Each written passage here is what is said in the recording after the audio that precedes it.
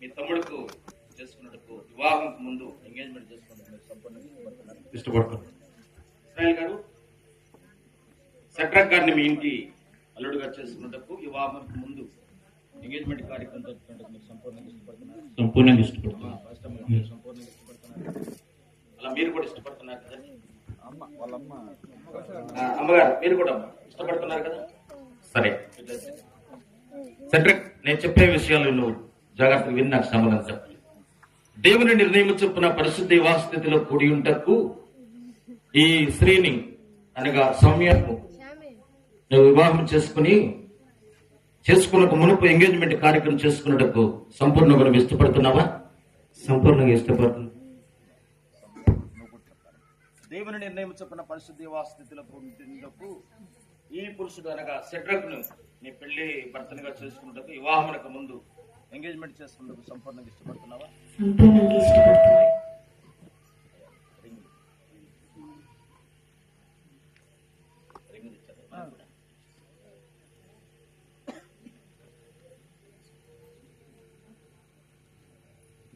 దయచేసి పెద్దలందరూ కూడా గమనించాలి. ఈ వివాహములకు మునుపు గుర్తుగా ఈ రింగులు మార్చుకుంటూ దండలు మార్చుకుంటున్నారు. వీరిద్దరు కూడా వివాహమైనంత వరకు విడివిడిగా ఉండి ప్రార్థించాలి. పాస్టర్ గారు మంచి సాక్ష్యం ఇచ్చారు మీ గురించి.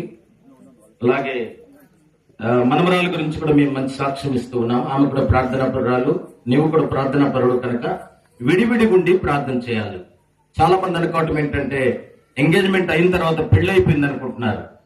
కాదండి, వివాహము జరుగు వరకు మీరిద్దరు విడివిడిగా ఉండి ప్రార్థించాల.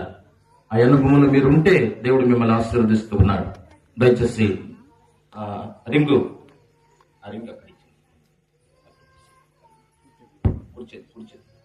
అందరూ చప్పట్లు కొట్టి అందరూ చేతులు తట్టాలి.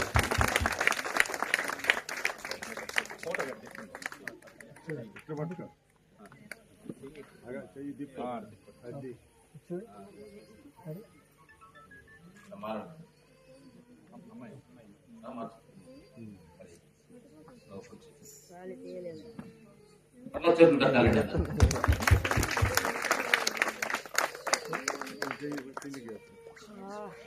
పట్టుకో